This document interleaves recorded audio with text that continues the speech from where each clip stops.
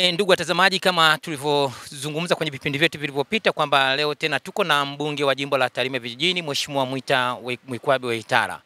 Na leo tunaangazia miradi ambayo imetekelezwa katika jimbo la Tarime Vijijini katika kipindi cha miaka mitano cha ubunge wake, pia miaka 4.5 ya uongozi wa Rais Samia Suluhu Hassan. Mheshimiwa Mwita Waitara, karibu. Kama jinsi tulivyojuza watazamaji wetu kwamba tutaka kujua kipindi cha miaka mitano cha uongozi wako, nini kimefanyika katika jimbo la Tarime Vijijini? Kwanza nashukuru Mungu. Nashukuru Mungu kwamba tunazungumza miaka mitano ya ubunge wako katika jimbo la Tarime Vijijini, na tunazungumza miaka 4.5 ya Daktari Samia Suluhu Hassan. Mimi ni miongoni mwa wabunge wachache, miongoni mwa wengi zaidi ya wabunge 300 ambao tumebahatika pia kufanya kazi na Dr. Samia.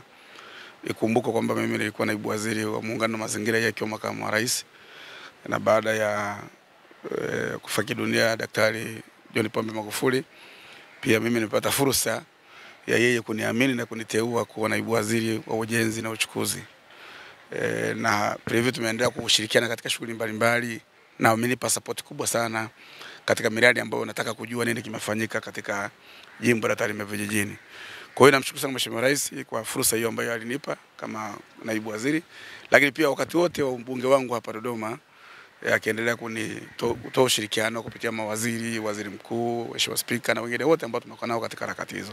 Kwa hiyo nitapenda kuzungumza mafanikio ya miradi ya Tarime Vijijini kwa muda wa miaka mitano. Kwa kweli sio ya kwangu peke yangu. Kwanza namshukuru Mungu kunipa uzima. Kulikuwa nimesikusiku hapa na pale ya kiafya, lakini nimenusulika. Mheshimiwa Rais amenipa ushirikiano, bunge lenyewe, Chama cha Mapinduzi kwa ngazi mbalimbali, lakini wananchi wangu kule Tarime Vijijini wakiongozwa waheshimiwa madiwani na mwenyekiti wa halmashauri Simon Kristo, tumefanya kazi kubwa sana. Kwa hiyo nikitaka kutaja miradi hapa itachukua muda mwingi. Lakini tutaweza kusema kwamba mimi ninazo kata 26, nina vijiji 88, nina vitongoji 500. Nimegusa kila mahali, na itakapotokea bahati mbaya kwamba kuna mahali sikutaja huko jimboni, wasio wakasema mbunge atambui mradi huu, hapana. Ni kwa sababu hatuwezi kuzungumza hapa kila kitu. Lakini tumepeleka mapinduzi makubwa sana Tarime Vijijini. Na namshukuru Mungu kwa sababu tuniliahidi mwaka 2020 kwamba nataka niwe mbunge wa mfano, mbunge wa kihistoria, mbunge wa kuacha alama. Hiyo kazi imefanyika vizuri sana. Tumepata miradi kwa ujumla wake. Ukiacha miradi ya maji, ukaacha miradi pembeni ya CSR, lakini tumepata fedha takriban zaidi ya bilioni 50 ambazo zimekuja katika jimbo la Tarime Vijijini. Ukianza kwa mfano sekta ya elimu sekondari, nikitaja tu kwa mfano majengo, tuna sekondari ambazo zilikuwepo, lakini kwambie ninapozungumza hapa tumejenga sekondari takriban 21 kwa muda wa miaka mitano tangu nimekuwa mbunge. Na tunapozungumza hapa tumepata usajili wa high school 4 ambazo zinaanza tarehe 8 mwezi wa 7 mwaka huu. Na kwa sababu hiyo tumejenga pia maabara mbalimbali, na tulikuwa na shida kubwa sana ya madawati, viti na meza katika jimbo la Tarime Vijijini. Lakini pia tumefanikiwa kutengeneza viti, ninavyozungumza wanaenda kuvisambaza katika maeneo mbalimbali.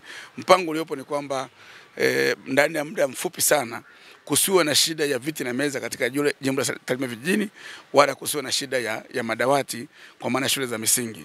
Na shule za misingi tumejenga shule za misingi takriban 14 mpya ambazo zinafanya kazi. Sasa maana yake ukienda kwa mfano elimu hapo kabla ya kuhama, ina maana ukitoka tu hapo kwenye jimbo langu kuna labda nipitie sekondari kubwa tu.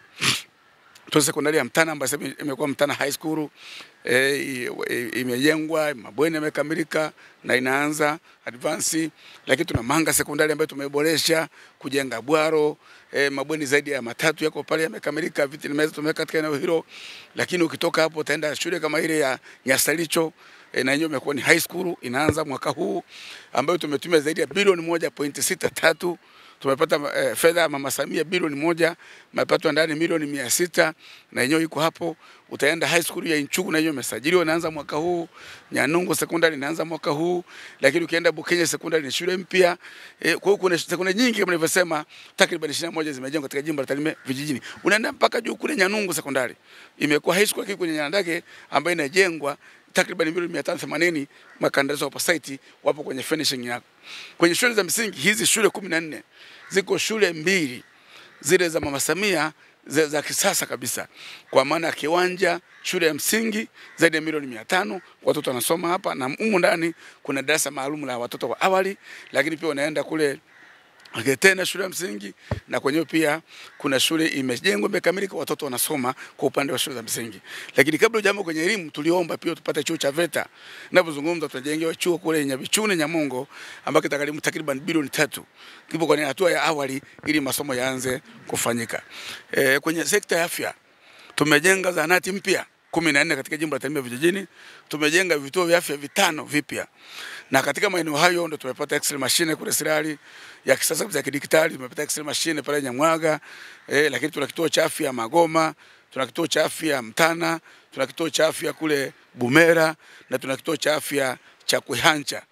Hayo ni maeneo ambayo tumeboresha. Hata ukienda Mliba pia sasa tunazungumza kwenye kujenga wodi ya mama na mtoto, ipo kwenye hatua za mwisho kwenye finishing, watu waanze kupata huduma. Kwa kwenye eneo hilo la afya, madawa, ukiongea tu na madaktari na wananchi wanasema utoaji wa huduma ya afya ni takriban kuanzia 60 mpaka 80 katika zahanati na vituo vya afya. Kwa lakini Mama Samia ametupa magari 4 mapya ambulance. Sasa kule kwangu jimbo ni kubwa limetawanyika, lakini tumepata magari mapya 4. Maana yake sasa leo akipata mgonjwa dharura anataka kupeleka huduma labda kwenda kwangu Msoma au kwenda kanda ya kati, kanda ya ziwa kule hospitali ya Bugando, au kama anakuja hapa Dodoma au kwenda Muhimbili, ina maana usafiri ni wa uhakika, tunaendelea kupata huduma hiyo. Kwa katika mazingira hayo tumepata huduma, tumeboresha huduma ya afya katika jimbo la Tarime vijijini. Ukija kwenye sekta ya maji, namshukuru sana Daktari Samia Suluhu Hassan, lakini pia Mheshimiwa Juma Aweso, na zaidi sana yule kijana ambaye anaitwa Maganga, ambaye anafanya kazi kama injinia wa maji wa wilaya ya Tarime. Amefanya kazi kubwa sana, ametoa ushirikiano kwangu, lakini mimi na kata 26. Katika kata 26 hizi ni kata 2 tu ambazo sika bungeni nalalamika kila siku zina hali mbaya sana ya maji, kata ya Pemba na kata ya Mbugi. Lakini ukienda hapa kata ya Komaswa kuna mradi wa maji, kata ya Manga kuna mradi wa maji, ukienda pale Bumera kuna mradi wa maji, utaenda Susuni, Kubiterere, Mwema kuna mradi wa maji, Sirari kuna mradi wa maji, utakuja hapa Nyamwaga kuna mradi wa maji, unaenda Binaki, unaenda hapa Nyarero, kwenda mpaka kule Kibasuka. Tulikuwa na shida kubwa sana ya maji katika kata zile 2 au vijiji vile 11 kwenye kata 5 karibu na mgodi wa Barrick North Mara, ambako pia imekuwa kiringiana na maji machafu ambayo yanatoka na kusafisha na shughuli za machimbo na madini zinazoendelea kule. Lakini ninapozungumza hapa ni kwamba kata kama ya Matongo kwenye vijiji vyote 4 kuna maji safi na salama ya maji. Kuna upungufu pia wa chanzo chenyewe, lakini tunakiboresha. Sasa hivi kuna mradi unaendelea pale maeneo ya Kiwanja, ikiwa ni pamoja na kuboresha njia ya maji takriban zaidi ya shilingi bilioni 2.5. Ule mradi ukikamilika, watu wa Kiwanja kata ya Kemambo watapata maji. Lakini mtandao wa maji ambao unatengenezwa, malengo ni kuhudumia vijiji vyote 11 kwenye kata 5 ili tuondokane na malalamiko ya maji machafu Nyamongo, vijiji vile 11 na kata 5.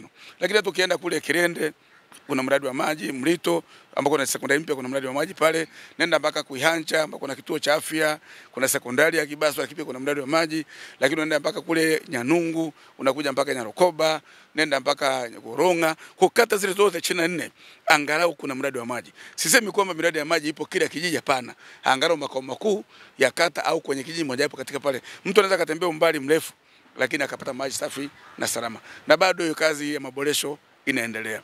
Tulikuwa na changamoto kubwa sana ya miundombinu. Kwa maana kwamba watu wangu ni wakulima, kwa hiyo wanalazimika kutembea hata kupeleka mazao sokoni au kutoka sokoni au kutoka mashambani, lakini pia na kutembea kupata huduma mbalimbali za kijamii. Namshukuru pia waziri wa TAMISEMI Mheshimiwa Mohamed Mchengerwa, lakini pia na engineer wetu wa barabara wa TARURA kule na yule wa TANROADS Maribe pamoja na Charles Marwa. Wamefanya kazi nzuri sana kwa kweli katika jimbo la Tarime vijijini. Sehemu kubwa jimbo langu linahudumiwa na barabara za TARURA na bajeti imekuwa ikiongezeka kutoka wakati hadi wakati mwingine. Lakini yule engineer amefanya kazi kubwa sana kutoa ushirikiano, lakini leo labda kama mvua inyeshe kwa ajili ya tope, lakini sehemu kubwa ya jimbo sio kwamba mtu anashindwa kuvuka kutoka point A kwenda point B, hapana.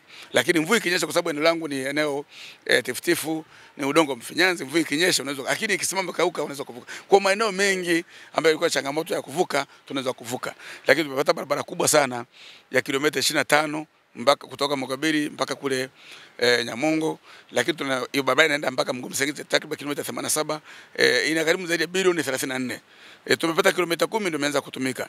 Ndio juzi nilikuwa nauliza swali hapa bungeni kwamba ni vizuri serikali ikajipanga ili angalau ile diversion iendelee kupitika wakati wote, lakini barabara ikikamilika italeta mapinduzi ya kiuchumi katika Tarime vijijini na Serengeti, lakini pia itaimarisha shughuli za kiuchumi, huduma za kijamii, lakini pia na utalii utaongezeka pamoja na mambo ya ulinzi na usalama, kwa sababu ile jimbo liko pia katika eneo la mpakani.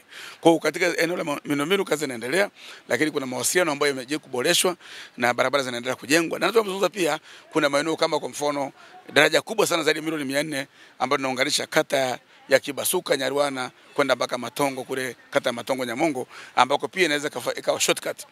Lakini vile vile ile jimbo naingia madarakani tulikuwa na vijiji 52 havikuwa na umeme. Ninapozungumza hapa tumemaliza vijiji vyote makao makuu ya vijiji, sasa tunaenda kwenye vitongoji. Kuna hivyo 15 wanaendelea michakato, baadhi ya maeneo wameshawasha umeme, lakini pia tumepata umeme katika maeneo ya wachimbaji wadogo kwa maagizo ya Mama Samia kule Marera, Nyamongo, lakini Msenge na maeneo mengine pia yameagizwa pelekea umeme na wamepata. Lakini sasa tunaendelea kwenye hatua ya vitongoji, na kwa bajeti ambayo tumepitisha hapa ni takriban kwamba wakitupa fursa nyingine miaka 5 ijayo inawezekana vitongoji vyote vikawa na umeme, hasa makao makuu, na tukabaki sasa kusambaza na kueneza zaidi katika maeneo mbalimbali. Kwa shughuli ya kupata umeme katika jimbo la Tarime vijijini pia umeongezeka kwa kasi kubwa, na kwa kweli imeleta maboresho ya kiuchumi, imeimarisha usalama, lakini pia imeonyesha ustaarabu katika maeneo yetu kwa maana ya kuondoa giza, na wananchi wa Tarime vijijini pia wameendelea kufurahia hiyo huduma ambayo inaendelea kupatikana katika eneo hilo.